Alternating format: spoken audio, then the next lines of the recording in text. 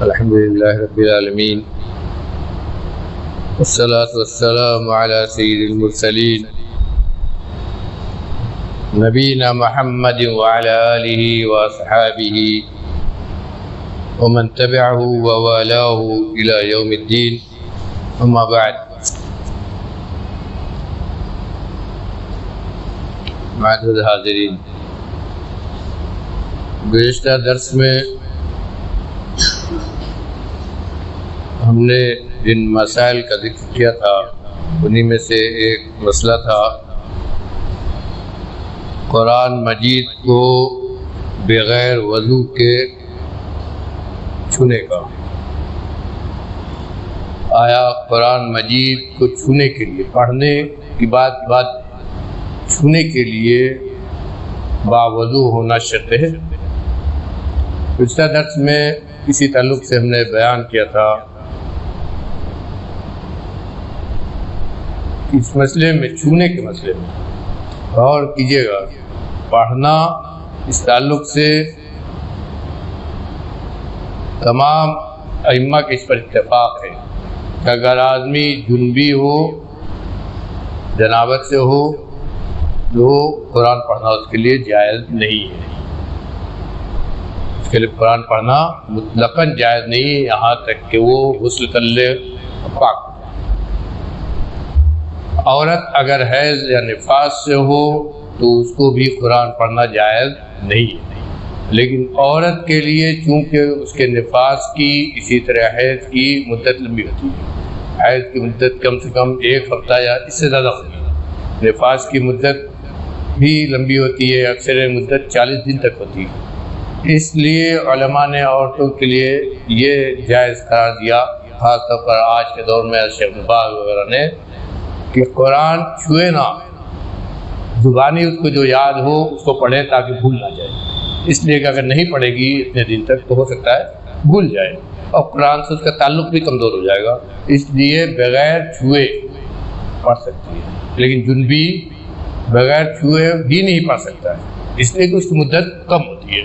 آدمی جنابت میں ہے، چاہے ابھی غسل کر لے، ختم ہو گیا. لیکن عورت کے لیے یہ اجازت دی گئی کہ بغیر چھوئے قرآن کو پڑھ سکتی ہے. اسی لیے معلمات وغیرہ کو بھی شیخ باز وغیرہ نے اجازت دی ہے کہ اگر قرآن چھونا ہی ہو تو جزدان میں لپیٹ کر، اچھے سے موٹے سے کپڑے میں لپیٹ کر کپڑے سے چھوئے، ایسے نہیں، ہاتھ سے، سادے ہاتھ سے نہیں. اور تلاوت کرنا ہو تو زبانی تلاوت کر سکتی ہے. یہ خاص عورتوں کے لیے. جہاں تک مسئلہ چھونے کا ہے، پچھلے درس میں ہم نے بیان کیا تھا کہ جمہور ائمہ یہ کہیں کہ صحابہ کرام کی ایک بڑی تعداد، تابعین کی ایک اچھی تعداد، اسی طرح ائمہ میں جو 4 امام کہے جاتے ہیں، ان میں امام مالک، امام شافعی، امام احمد، تینوں اس بات کو کہتے ہیں کہ قرآن بغیر وضو کے چھونا جاتا ہے. دیکھیے یہاں مسئلہ جنبی کا الگ ہو گیا. جنبی تو چھو ہی نہیں سکتا ہے. طہارت جو شریعت میں کہی جاتی ہے وہ 2 سے ہے، ایک جنابت سے اور ایک وضو سے. یعنی وضو کے لیے، یعنی آدمی بغیر وضو کے ہو، چاہے ہوا خارج ہو گئی یا پیشاب پاخانہ کیا، بغیر وضو ہے تو وضو سے، جو وضو ہم کرتے ہیں اسے بھی شریعت میں طہارت کہتے ہیں.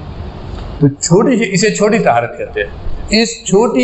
یہ چھوٹی طہارت نہ حاصل ہو اور قرآن آدمی چھوئے، اس مسئلے کو یہاں ہم ذکر کر رہے ہیں، اس کو دھیان میں رکھیے. اس مسئلے میں میں نے بتلایا کہ صحابہ کرام کی بھی ایک اچھی تعداد ہے، اسی طرح تابعین میں، اسی طرح ائمہ میں امام مالک، امام شافعی، امام احمد یہ کہتے ہیں کہ اس کے لیے بھی بغیر وضو قرآن چھونا جائز. قرآن پڑھنا ہے زبانی پڑھے. یہ پڑھنے کے معاملے میں ہے. یہاں ضرورت اور بغیر ضرورت کی بات نہیں ہے، پڑھنے کے معاملے میں ہے کہ آپ جب پڑھنا چاہتے ہیں اور بغیر جزدان کے، بغیر کچھ کپڑا علاقہ لگے ہوئے قرآن آپ پکڑ لیں تو بغیر وضو کے قرآن ہاتھ نہ پکڑیں، نہ چھوئیں اور نہ پڑھیں. لیکن احناف کے ہاں دو قول ہے، ایک قول یہ ہے کہ چھونا جائز ہے اور ایک قول یہ ہے کہ جائز نہیں ہے۔ کچھ ائمہ میں اس بات کی طرف گئے اور تابعین میں بھی کہ چھونا جائز ہے۔ اس اختلاف کی وجہ وہی ہے جو میں نے پچھلے درس میں حدیث پڑھی تھی، نبی کریم صلی اللہ علیہ وسلم نے یمن والوں کی طرف، اہل یمن کی طرف ایک خط لکھا تھا جس میں دینی مسائل بہت سے ان سے بیان کیے تھے۔ انہی مسائل میں ایک بات آپ نے لکھی تھی، لا یمس القرآن الا طاہر، قرآن نہ چھوئے مگر وہی جو طاہر ہو۔ یہاں طاہر کا لفظ استعمال کیا، طہارت میں دونوں طہارت میں پہلے اسی لیے بیان کر دیا، دونوں طہارت آ گئی، جنابت سے بھی طہارت اور حدث اصغر جسے کہا جاتا ہے پیشاب پخانا وغیرہ، اس سے بھی طہارت۔ تو کچھ لوگوں نے اس کو اس سے صرف جنابت کی طہارت لیا، اس لیے وہ کہتے ہیں کہ قرآن بغیر وضو کے چھونا جائز، اس لیے کہ جنبی کے لیے منع ہوا، وضو باوضو جو نہیں ہے اس کے لیے منع نہیں ہوا، اس لیے بغیر وضو کے آدمی قرآن چھو سکتا ہے۔ لیکن جمہور اہل علم نے یہ مراد لیا کہ یہاں طہارت عام کہا گیا ہے، اور شریعت میں جب طہارت کا لفظ استعمال ہوتا ہے تو ہر قسم کی ناپاکی سے آدمی کو شرعی طہارت حاصل ہونا چاہیے۔ جنابت یہ بڑی نجاست ہے، اس سے غسل کے ذریعے طہارت حاصل ہوگی، اور بے وضو ہے آدمی تو وضو کر کے اسے طہارت حاصل ہوگی، اور یہ دونوں طہارت اس حدیث کے اندر داخل ہے۔ لہذا نہ جنبی کے لیے قرآن چھونا جائز ہے، نہ بغیر وضو کے قرآن چھونا جائز ہے۔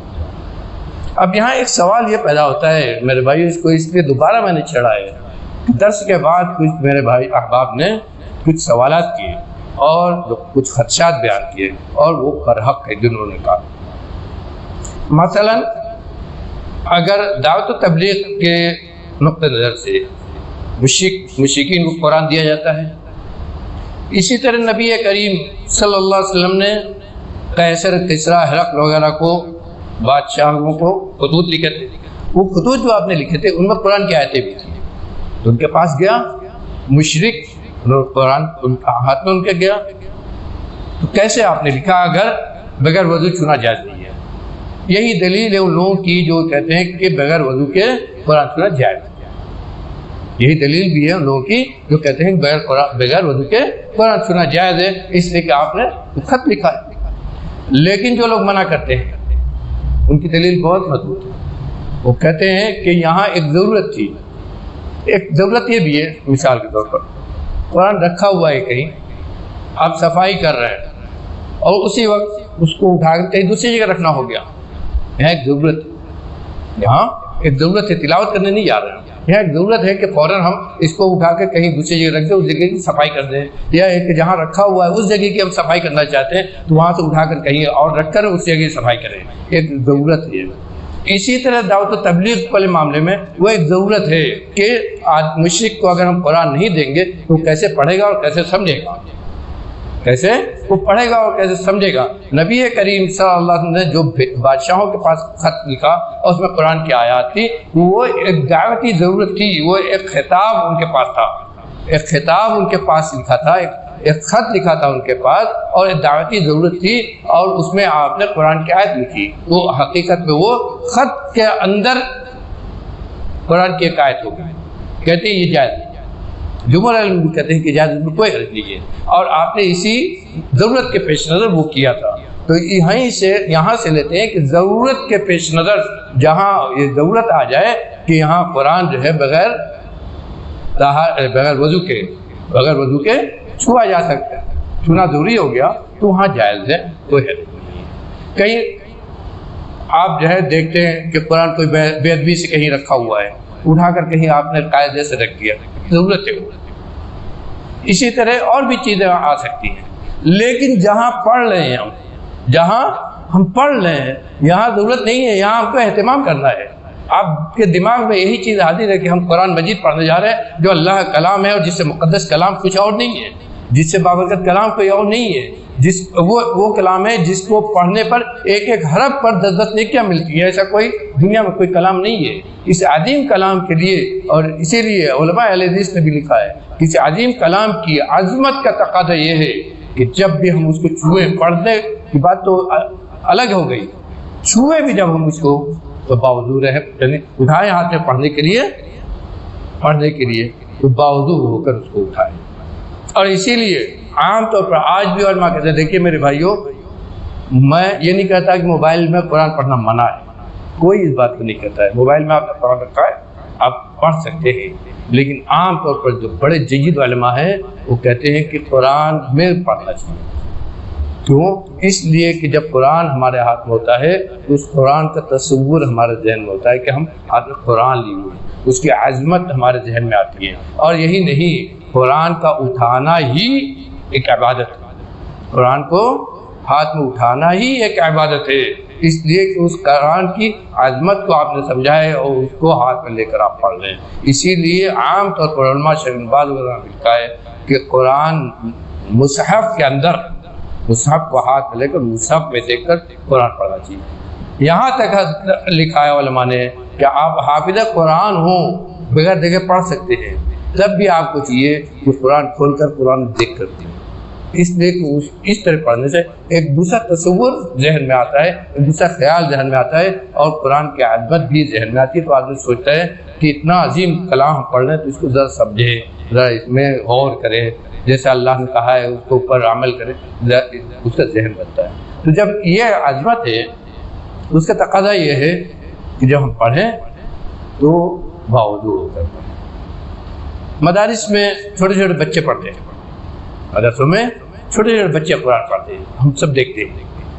وہ مکلف نہیں ہے، اور کہنے کو کہا جا سکتا ہے کہ اگر سب کو وضو کرا کر کیسے پڑھایا جائے.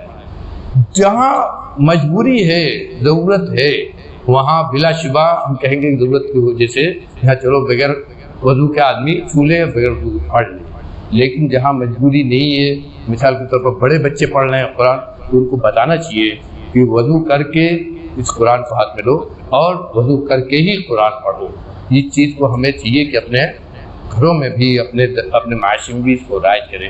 اسی لیے امام مالک کے یہاں اتنی سختی ہے، سوچیے کہاں تک وہ کہتے تھے کہ اگر جزدان میں بھی آدمی قرآن کو پکڑے، اگر جزدان پکڑتے ہیں تو دیکھیے سمجھنے کی چیز ہے، جزدان میں اگر ہے پکڑتے تو ڈائریکٹ قرآن کے اس پر ہمارا ہاتھ نہیں جاتا ہے، کپڑے پر ہمارا ہاتھ لگتا ہے. عام طور پر علماء نے کہا ہے کہ جزدان میں اگر قرآن ہے تو بغیر وضو کے پکڑ سکتے ہیں، لے سکتے ہیں. لیکن امام مالک کہتے ہیں کہ نہیں، اس میں بھی جائز نہیں. اگر کپڑا چڑھا ہوا ہے، جوتان چڑھا ہوا ہے، تب بھی جائز ہے. لوگوں نے کہا ہے کہ سختی ہے امام مالک کی طرف سے، لیکن ان ائمہ کی سوچ کیا تھی وہ ذرا سوچنا چاہیے. یہ نہیں سوچنا چاہیے کہ انہوں نے کہا تو صحیح ہے کہ غلط، وہ اپنی جگہ ہے. لیکن ان ائمہ کی جو اتنے بزرگ تھے، ان کی سوچ کیا تھی اور قرآن کے تعلق سے وہ کتنا دور جا کر سوچتے تھے، وہ ہمیں سوچنا چاہیے. تو اس میں راجح یہی ہے کہ اسی لیے حضرت عبداللہ بن عمر کی بھی ایک حدیث ہے، ان کا قول ہے عبداللہ بن عمر کا، کہتے ہیں وَلَا يَمَسُّ الْمُصْحَفُ إِلَّا عَلَىٰ طَهَارَةٍ. کہا کہ دیکھو، اپنے شاگردوں سے کہا دیکھو قرآن کی تلاوت کرتے ہو تو قرآن بغیر طہارت کے نہ چھو. تم میں سے کوئی بھی آدمی قرآن نہ چھوئے مگر وہ باوضو ہو، اور جب باوضو ہو کر قرآن چھوئیں گے تو وضو کے ساتھ ہی قرآن تلاوت کریں گے. اور اگر زبانی پڑھتے ہیں ہم، تو میں نہیں کہتا جائز نہیں، جائز ہے، بالکل پڑھ سکتے ہیں. زبانی پڑھتے ہیں تو آپ قرآن چھو بھی نہیں رہے، بالکل پڑھ سکتے ہیں بغیر وضو کے بھی قرآن. لیکن اس میں بھی کوشش ہی کرنا چاہیے، جب عبادت ہے قرآن پڑھنا عبادت ہے، تبھی تو ثواب ملتا ہے. جب عبادت ہے تو ہر عبادت کے لیے اچھا یہی ہے کہ آدمی باوضو کر وہ عبادت کرے. اس لیے قرآن بھی اگر پڑھے تو باوضو ہو کر پڑھے، باوضو ہو کر پڑھے گا تو وضو کرنے کا بھی تو ثواب ملے گا اس سے. اللہ تعالیٰ میں کہنے سننے سے عمل کرنے کی توفیق عطا فرمائے. صلی اللہ علیہ خیر خلقہ محمد وآلہ وصحبہ اجمعین.